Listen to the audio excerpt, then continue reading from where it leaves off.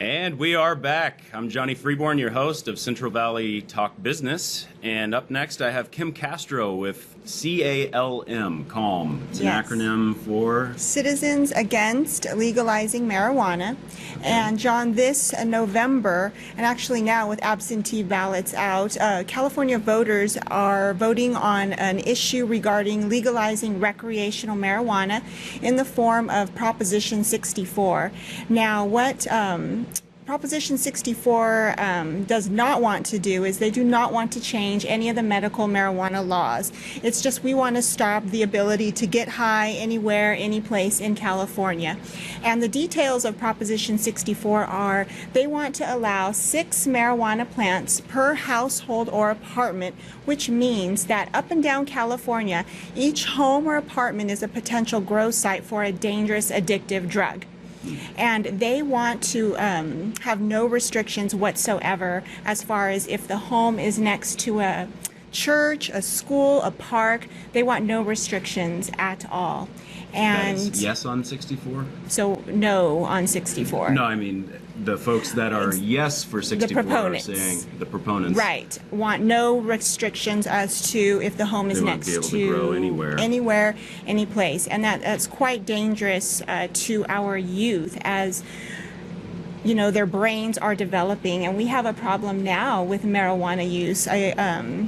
I just would hope that California voters would not make, irresponsible voting decisions and vote in favor of something that could impede, stunt, impair our youth from succeeding on all levels. And today's marijuana, with the levels of THC being up to 10 to 40% stronger than the marijuana in the 60s and the 70s, really has a major impact on our youth, and it is quite negative impact.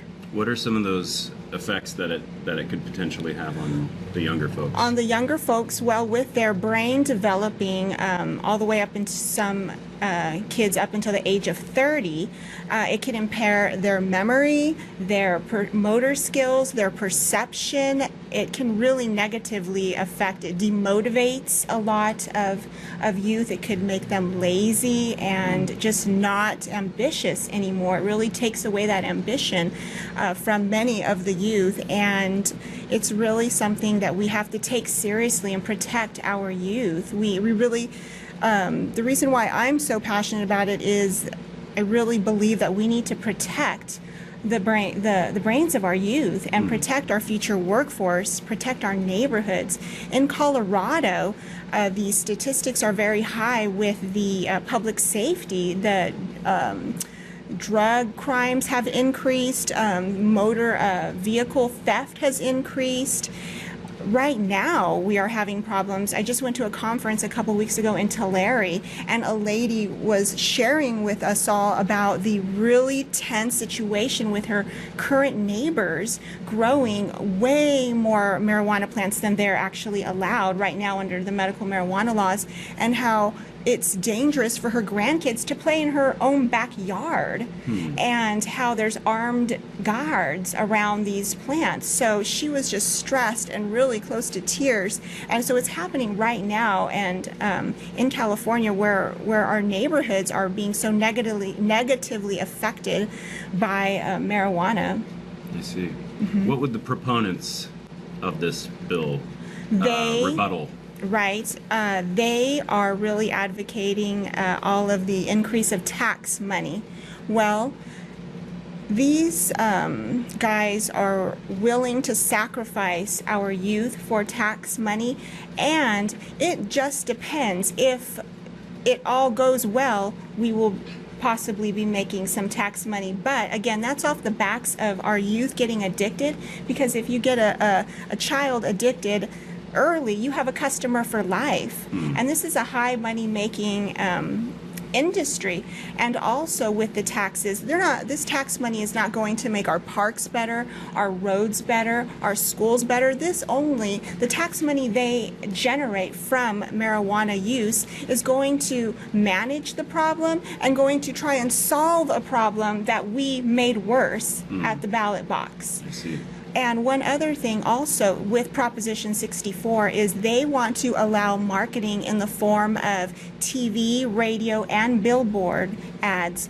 And in these ads, they're going to be smoking, vaping, they're going to have candies, marijuana-laced cookies, edibles. I mean, there's really no holds barred with these advertising billboards and everything they want to do with marketing.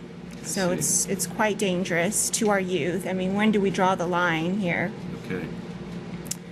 Yeah, I do remember in junior high, unfortunately, some kids in the 7th grade, as young as that, were getting into drug use. And yeah, I'm sure it's much younger at this time. Yes, good point. Right now, marijuana is the first drug that is introduced to the youth at age 12 and 2 months, even before alcohol or cigarettes. Marijuana is now the first drug that they're introduced to. I see. Yes. Okay. Well, we've got several issues in the community that need some kind of answers, right? And you guys, you mentioned that you don't want to take away medicinal marijuana rights of folks that are already legally using it. Right. We don't want to change those. You just want to make sure that it's not infiltrating into elementary schools and junior highs, and maybe unpack that a little bit more for me. Well, we really want to. Well, with 6 plants per household or apartment, that really undermines any way to regulate or control this, John. There isn't really a stable plan that Lieutenant Governor Gavin Newsom, he's the main agent behind legalizing recreational marijuana. There really is no stable plan as to how he's going to regulate and manage 6 plants per household. And even the law enforcement, many of the law enforcement organizations are against this, and they're saying, there's no way we can manage this, regulate this. And so it really is a dangerous threat to public health, public safety.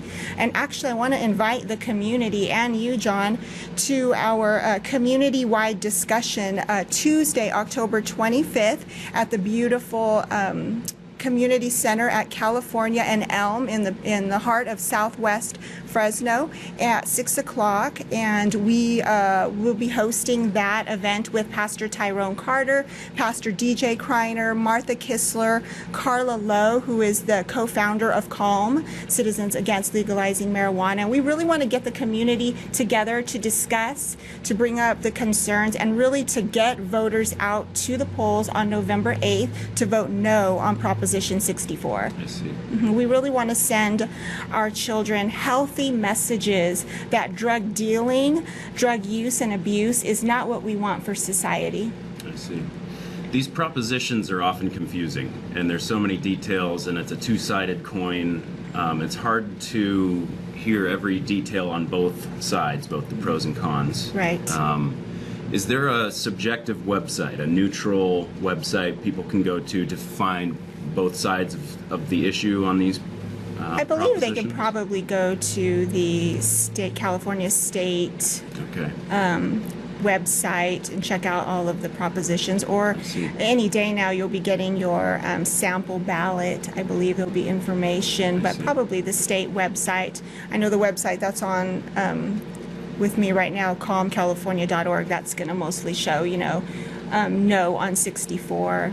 Okay, and you guys are having a discussion, as you said. Yes. And is this going to be open for the public to just come and ask questions and voice participate? Concerns and come up with some solutions even now, and really to just get the word out to get to the polls. I see. And do you guys expect the proponents of this legislation to come to this event too as well? And sure, if they come to a compromise? Sure, they are welcome to come. We'll see how it goes, but we need to be discussing this because many citizens that I'm meeting in Southwest, Southeast, all over the Central Valley are really taking a strong stance against Proposition 64 because of our youth. We care about our children. We care about our future workforce. We care, so we're doing something. Very good. Well, thank you for getting involved. And Kim Castro with Calm, it's been so nice to have you on the show. Thank you, John. I hope you come back sometime. For sure. Love to be here. We'll be right back.